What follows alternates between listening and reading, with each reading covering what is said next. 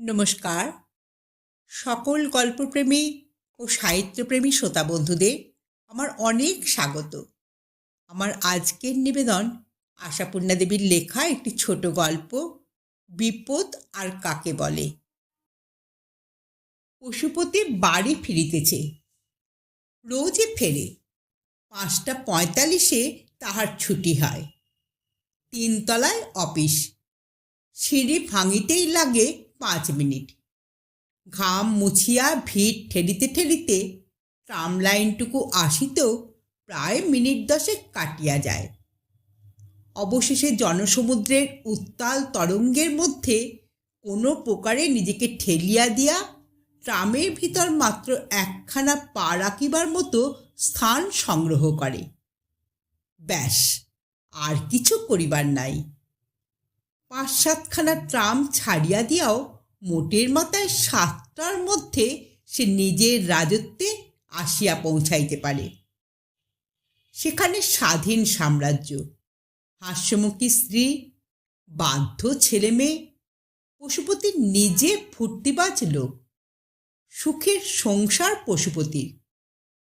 কিন্তু আজ আর পশুপতির মনে সুখ নাই। 7টার মধ্যে বাড়ি ফিরিবার তাগাদাও নাই। ব্ল্যাকআউটের রাস্তার মতো মুখ করিয়া খড়বোঝাই গরুর গাড়ির গতিভঙ্গিতে এক্সপ্লেনেড হইতে হাঁটা মারিয়া বাড়ি ফিরিতেছে। লড়াই করিয়া ইঞ্চি কয়েক জায়গা দখলের স্পৃহা আজ তাহার নাই। আজ তাহার মন খারাপ। অবশ্য সব কার্যের মতো পশুপতির মন খারাপেরও একটা কারণ আছে। কারণটা এই যে পশুপতি আজ হাত দেখাইয়াছে। হাত দেখানো বাতিক তাহার কস্মিন কালেও ছিল না, যাহাকে বলে দশচক্র। সিরিজ সিকদার নামে যে ছোকরা ক্যাশ ডিপার্টমেন্টে নতুন ভর্তি হইয়াছে, কথায় কথায় হঠাৎ জানা গেল ছোকরা নাকি পামিস্ট। আর যায় কোথা, ঘরশুদ্ধ লোক তাহাকে ছাঁকিয়া ধরে আর কি। টিফিনে অনেকের খাওয়াই হয় নাই আজ। জিনিসটা এমনই মজার, এক মুহূর্তে 65 টাকা ওজনের নেহাত কেরানিটি একেবারে ত্রিকালজ্ঞ মহাপুরুষের পর্যায়ভুক্ত হইয়া পড়িল। ইহার জ্ঞানচক্ষুর সাহায্যে সকলেই একবার আপন আপন অদৃষ্টির পর চকিত দৃষ্টিপাত করিয়া লইতে চায়। পশুপতি অবশ্য দাঁড়াইয়া মজা দেখিতেছিল। এইসব বোগাস ব্যাপারে কোনো কালেই তাহার আস্থা নাই। কিন্তু মাটি করিল সিরিস নিজে। খপ করিয়া পশুপতির হাতখানা টানিয়া লইয়া কহিল, দেখি গুপ্তমশাই, আপনার লাখটা। এখন তো আপনার পোয়া 12। এই তো সেদিন 20 টাকা ইনক্রিমেন্ট হয়ে গেল। কিন্তু হাত দেখার পর যাহা বলিল, সেটা ঠিক সৌভাগ্যের পরিচয় নয়। বারবার উল্টাইয়া পাল্টাইয়া দেখিয়া সন্দিগ্ধ স্বরে কহিল, তাই তো, মুশকিল করলে দেখছি। খুব ভাঁওতা দিচ্ছেন যে। মুশকিল আবার কি মশাই? মুশকিল এই, একটা পাপ গ্রহের দৃষ্টি এসে পড়েছে। শিগগিরই কোনো বিপদের সম্ভাবনা রয়েছে। আচ্ছা, লম্বা ফর্সা, বেশ হাসি খুশি, মানে বাইরে থেকে দেখতে যাকে বলে প্রফুল্ল স্বভাবা, এমন কোনো স্ত্রীলোককে চেনেন? কেন বলুন তো? সন্দিগ্ধ স্বরে প্রতিপ্রশ্ন করে পশুপতি। বর্ণনা শুনিয়া চট করিয়া অনিলার কথাই মনে পড়িয়া যায়। তবে কি তাহারই কোনো বিপদ? ইদানিং তাহার শরীরটাও যেন তেমনই ভালো নাই। এই তো কবে একদিন যেন মাথা ধরিয়াছে বলিয়া রাত্রে ভাতই খাইল না। যদিও পশুপতির এসব হাত দেখা দেখিতে বিশ্বাস নাই, তবু খামোকা অনিলার কথাই বা বলিল কেন সিরিস? সিরিস কিন্তু বলিল অন্য কথা। বলিল, এই ধরনের কোনো স্ত্রীলোক আপনার ক্ষতি করিবার চেষ্টা করিছে। ক্ষতি ক্ষতি বা প্রতারণা যাই বলুন, মানে আর কি, পরম আত্মীয় সেজে তলে তলে ধীরে ধীরে অনিষ্ট চিন্তা করছে। এইসবই তো বিপদ কিনা। শত্রু যদি বন্ধুর ছদ্মবেশে অনিষ্ট চিন্তা করতে থাকে, তাকে এড়ানো সহজ নয়। যাই হোক, আপনার পরিচিত যদি কেউ এরকম থাকে, থাকে কেন, আছেই, তার থেকে সাবধানে থাকবেন। পশুপতি যেন অকুল সমুদ্রে পড়িয়াছে। আত্মীয়, কুটুম্ব, বন্ধু, বান্ধব, পরিচিত জনসমুদ্রের ভিতর এলোপাথারি হাবুডুবু খাইয়াও কাহাকেও খুঁজিয়া মেলে না। ছোট খুড়ি আছেন বটে, লম্বা ফর্সা, কিন্তু জীবনে তাহাকে হাসিতে দেখিয়াছে পশুপতি। রাঙামাসি ফর্সা বটে, কিন্তু দৈর্ঘ্যে বামনের পরবর্তী স্টেজ মাত্র। মাসি, পিসি, খুড়ি, জেঠি, দিদি, বৌদি, কাহাকেও ঠিক ধরা না। কাহারও সহিত কালে ভদ্রে দেখা হয়, কাহারও সহিত হয় না। তবে অনিলাই কি তাহার অনিষ্ট চিন্তা করিতেছে? অনিলা তাহাকে প্রতারণা করিবে? অসম্ভব, ভুল। অনেক কষ্টে গলা ভিজাইয়া বলে, কিরকম অনিষ্ট? ডেফিনেটলি কি করে বলি এত অল্প সময়ের মধ্যে? শারীরিক, মানসিক, আর্থিক, যে কোনো, মানে ফন্দি খুঁজছে সে। দ্বিতীয় প্রশ্ন করিবার সাহস হয় নাই পশুপতির। শুধু সেই থেকে ভাবনা শুরু করিয়াছে। অনিলা? হ্যাঁ, অনিলা ভিন্ন আর কে? আর কে তাহার ক্ষতি করিবার ফন্দি খুঁজিতেছে? কি করিবে? স্ত্রীরা স্বামীর কি ক্ষতি করিতে পারে? কোন ধরনের অনিষ্ট? কিরূপ প্রতারণা? সংসারের টাকা লইয়া বাপের বাড়ি পাঠাইয়া দিবে? কিন্তু কেন? তাহাদের অবস্থা যে পশুপতির চাইতে 10 গুণ ভালো। তবে পশুপতিকে লুকাইয়া আর কাহাকেও?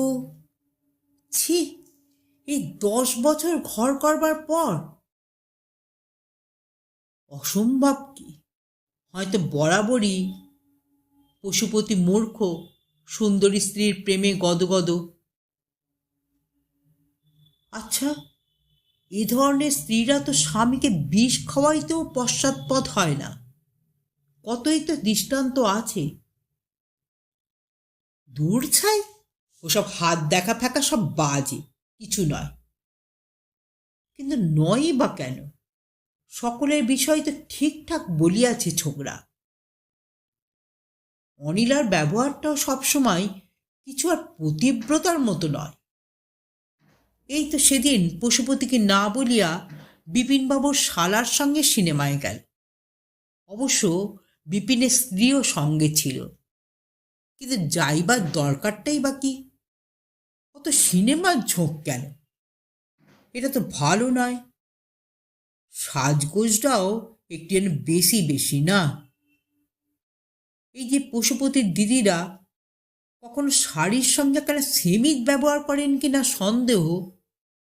আর অনিলা ব্লাউজ, পেটিকোট, সেমিজ, বডিস, শাড়িরই বা বাহার কত।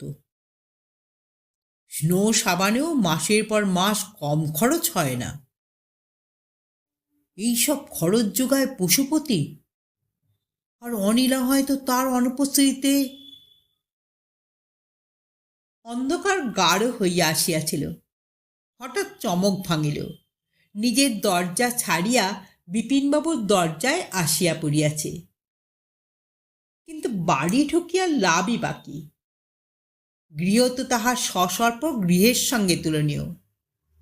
তবু বাড়ি ভিন্ন যখন পথ নাই, ইতস্তত করিতেছে, করা নাড়িবে কিনা, তখন দরজা আপনিই খুলিয়া গেল। কে একজন বাহির হইতেছে। অন্ধকারে ভালো ঠাউর হয় না। পশুপতি সন্দিগ্ধভাবে সরিয়া দাঁড়াইল। ভিতর হইতে অনিলার গলা, কথা থাকলো কিন্তু, ঠিক তো, ভুলে যাবে না? এবং কপাটটা ভেজাইবার উপক্রম করিতে না করিতে পশুপতির নাটকীয় ভঙ্গিতে সশব্দ প্রবেশে থতমত খাইয়া বলে, তুমি কখন এলে? এত দেরি করলে যে? দেরি করে সুবিধেই করে দিলাম বলিয়া গম্ভীরভাবে উপরে উঠিয়া যায় পশুপতি। কথাটার গভীর তাৎপর্য হৃদয়ঙ্গম করিবার কথা নয়। অনিলা সরল মনে উপরে উঠিয়া আসিয়া বলে, হ্যাঁ গা, দেরি হলো কেন বললে না? সেই থেকে ভেবে মরছি।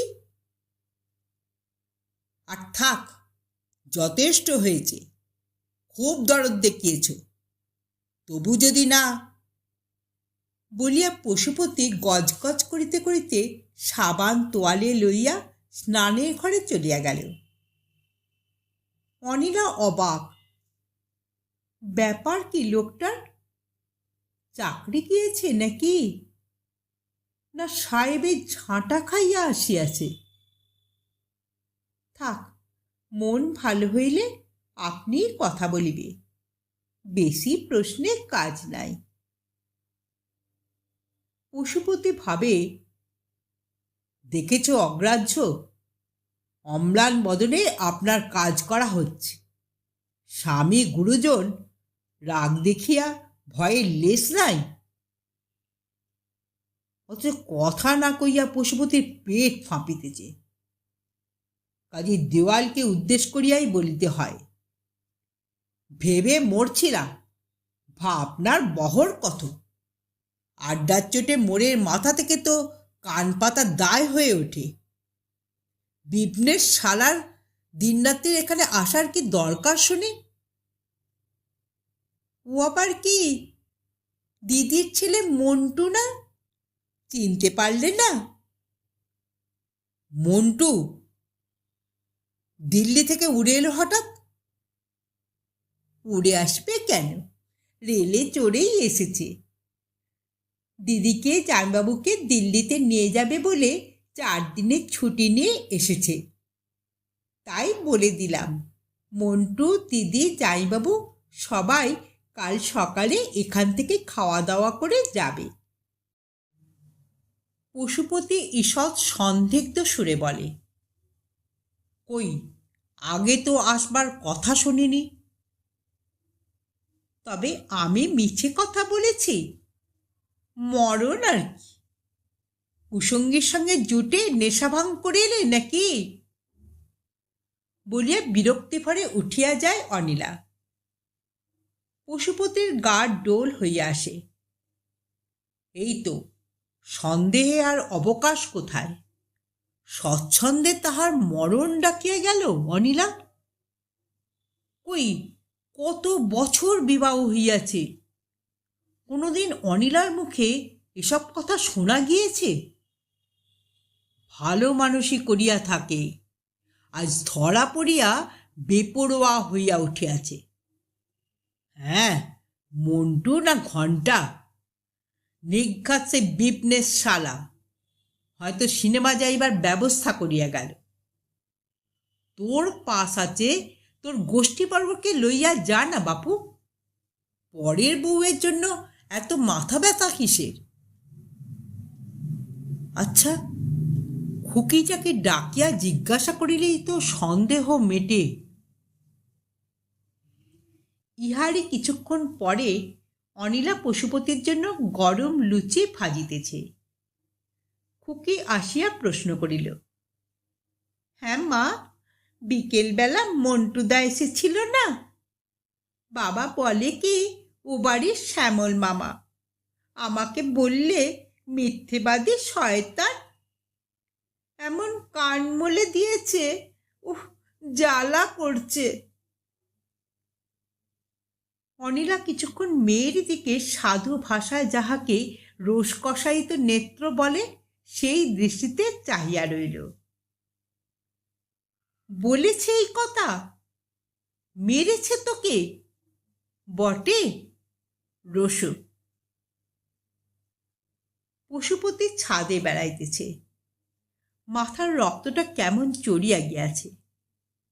মেয়েটাকে না মারিলেই হইত, যদি বলিয়া দেয়। অনিলা হাতে নাতে ধরা পড়িয়া যদি ভয়ঙ্কর কিছু প্রতিহিংসা লইতে চায়। অনিলার হাতেই তো পশুপতির মরণ কাঠি জীবন কাঠি। আচ্ছা, তাই কি সম্ভব? পশুপতির কি মাথা খারাপ হইয়াছে? দিব্য লুচি ভাজার গন্ধ আসিতেছে, পেটের মধ্যে তাগাদাও আসিতেছে দিব্য। সকালেই না অনিলা বলিয়াছিল আজ মাংস রাঁধিবে, লুচি আর মাংস। অজ্ঞাতসারে পশুপতি রান্নাঘরের দরজায় আসিয়া দাঁড়ায়।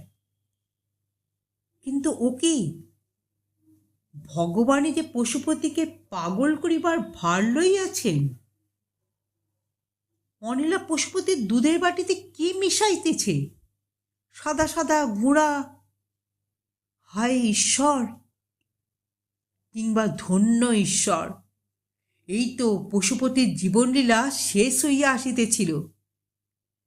কিন্তু নারী জাতিকে কি বিধাতা এমন করিয়া গড়িয়াছেন? অমৃতে গরল, মিছরির ছুরি। ছেলেবেলায় পড়া গিরিশ ঘোষের নাটকের ভাষা পশুপতির মনের মধ্যে কিলবিল করিয়া ওঠে। বজ্র নির্ঘোষে ভয়ানক একটা কিছু বলিতে ইচ্ছা করিলেও গলার স্বর সহজে বাহির হয় না। কণ্ঠতালু সব শুকাইয়া গিয়াছে যেন। অনেক কষ্টে যাহা বাহির হয় তাহা এই, দুধে কি মেশানো হচ্ছে? অনিলা চকিতে পিছন পানে চাহিয়া মিশ্রির গুঁড়োর শিশিটা ঠুকিয়া মাটিতে বসাইয়া কহিল, বিষ। বলা বাহুল্য, দুধের না মেশাক, উক্ত বস্তুটি কণ্ঠস্বরে মিশাইতে কার্পণ্য করে নাই। ক্ষুধায় পেট জ্বলিয়া যাইতেছে। পশুপতি করিবর্গার দিকে দৃষ্টি মেলিয়া বিছানায় পড়িয়া। ঘুম আসে নাই, আসিবার কথাও নয়। পেট রীতিমতো যুদ্ধ শুরু করিয়াছে। অথচ অনিলা মুখের কথাটি মাত্র না শুধাইয়া নিজে খাইয়া দাইয়া পাশের ঘরে ছেলে মেয়েদের কাছে শুইয়া পড়িল। বিছানায় পড়িয়া থাকিলেও আন্দাজে বোঝা গেল চাকর নিবারণ খাওয়া সারিয়া রান্নাঘর ধোয়া শুরু করিয়াছে। পেটের অগ্নির প্রকোপে মনের আগুন ঈষৎ যেন কমিয়া আসিতেছিল। হতাশার শেষ সীমায় আসিয়া দ্বিগুণ বেগে চলিয়া উঠিল। আজ পর্যন্ত কোন সতী স্ত্রী স্বামীর উপবাসের ব্যবস্থা করিয়া অক্লেশে ঘুমায়? অথচ এই বিষধর সর্প লইয়া পশুপতি নিঃশঙ্ক চিত্তে এতকাল কাটাইয়া আসিল। যাক, নিদ্রা সর্বসন্তাপও হারেনি, একসময় দেখা দিবেনি। হয়তো দেয়ালের কাছে পিতলের ঢাকা চাপা দেওয়া অনিলার পরিপাটি হাতের গুছাইয়া রাখা আহার্য বস্তুগুলো চোখে পড়িলে ইতিহাস অন্যরূপ হইত। কিন্তু রঙিন শেড দেওয়া আলোর কল্যাণে ঘরের মাঝখানটা ছাড়া সহজে কিছু দৃষ্টিগোচর হয় না। সকালে ঘুম ভাঙিতেই পশুপতির কানে গেল। অনিলা নিবারণকে উদ্দেশ্য করিয়া কহিতেছে, বটে, সব পড়ে আছে, হাত দেওয়া হয়নি? আচ্ছা, যা জিজ্ঞেস করে আয়, বাড়ির ভাত রুজবে না বাজারে খাবার এনে সেবা হবে? নিবারণকে অবশ্য প্রশ্ন করিতে হইল না। আমার জন্য কাউকে কিছু করতে হবে না বলিয়া সদ্য নিদ্রোত্থিত পশুপতি চটিটা পায় গলাইয়া বাহির হইয়া গেল। করবি তো পর, সামনেই বিপিনের শালা শ্যামল। এই যে পশুপতিবাবু, ভালোই হলো, অনিলাদিকে বলে দেবেন দিদি বলেছেন। হঠাৎ পশুপতি মারমুখো হইয়া দাঁত খিঁচাইয়া ভ্যাংচাইয়া ওঠে। অনিলাদিকে বলে দেবেন ভারী আমার সাতকালের দিদি পেয়েছেন। 24 ঘন্টা আমার বাড়িতে কুমার, তোমার কি দরকার হে ছোকরা? যাও যাও। শ্যামল অবাক বিস্ময়ে কিছুক্ষণ তাকাইয়া চলিয়া গেল। বোধ করে ভাবিল পশুপতি হঠাৎ গাঁজা ধরিয়াছে। সে দিদির বাড়ি থাকিয়া এমএসসি পড়ে, বরাবর আসা যাওয়া আছে, ভালো ছেলে। পশুপতিও তাহাকে যথেষ্ট ভালোবাসে। হঠাৎ এ কি? অস্নাত অভুক্ত পশুপতিকে দেখিয়া অফিসের অনেকেই বিস্মিত হইয়া কুশল প্রশ্ন করিল। পশুপতি কাহাকেও একটা বাজে জবাব দিল, কাহাকেও দিল না। সিরিজ শিকদারকে আর একবার লইয়া নিরালায় বসিতে হইবে। ধরো অনিলাকে বসে আনিতে কোনো রত্নধারণ বা কবচ টবচ কত কি তো ছাই পাঁচ থাকে। টিফিনের সময়টা আসিলে হয়। কিন্তু পশুপতির আজ নিতান্তই অদৃষ্ট খারাপ। উঠি উঠি করিতেছে উপরওয়ালার তলবাসিল। না আসিবে কেন? তাহাকে যে এখন শনিতে ঘিরিয়াছে। সিরিজ শিকদারকে নিরালায় পাওয়ার আশা ঘুচিল। টিফিন রুমে আসিবার অবসর মিলিতে এদিকে আড্ডা ঘোরালো হইয়া উঠিয়াছে। কিন্তু পশুপতির নাম লইয়া হাসাহাসি হইতেছে মানে? পশুপতি দরজার বাহিরে দাঁড়াইয়া পড়ে। সিরিজ শিকদার ইয়ার ছোকরা বলে কি? বলিতেছে, দেখেছেন আজ পশুপতিবাবুর মুখখানি? আশরস্য প্রথম দিবস একেবারে, যাকে বলে শ্রী মুখমণ্ডল।